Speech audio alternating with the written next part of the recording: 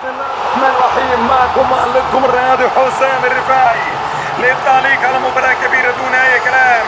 النادي الأهلي الشياطين الحمر باستاد القاهرة، سعة جماهيرية 80,000 متفرج، الحاضر فقط 10,000. مباراة كبيرة دون أي كلام بين الأهلي والترجي. الكرة خطيرة منتصف الملعب، بيرسيتاو لحسين الشحات وجول.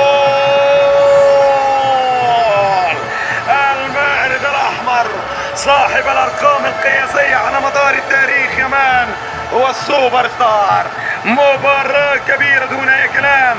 الترجي التونسي يلعب بكل خطوطه، ولكن الكرات السريعة البينية من بيرسيتاو لحسين الشحات السوبر ستار. كرة سهلة وحسين الشحات اديني وانا اجيب اهداف.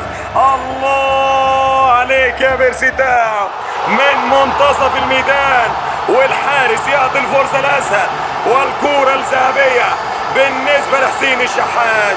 كما انت كبير يا بيرسيتاو وانت الافضل يا حسين الشحات.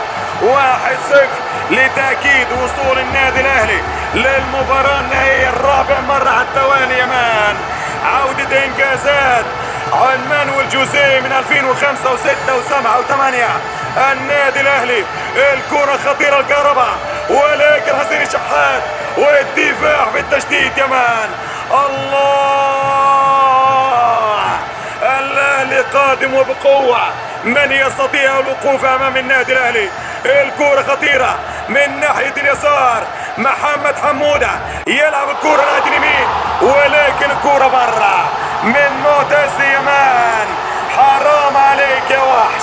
الكرة الخطيرة بالنسبة للترجي التونسي في الدقيقة 71، ولكن دون استلام بطريقة افضل، ولكن الكرة برا. افضل كرة واحسن كرة بالنسبة للترجي على خطوط الدفاع، والحكم في النهاية يعطي صافرة النهاية وصول النادي الاهلي للمباراة النهائية. كان معكم معلقكم حسام الرفاعي، ونتمنى التوفيق للنادي الاهلي في المباراة القادمة، المباراة النهائية.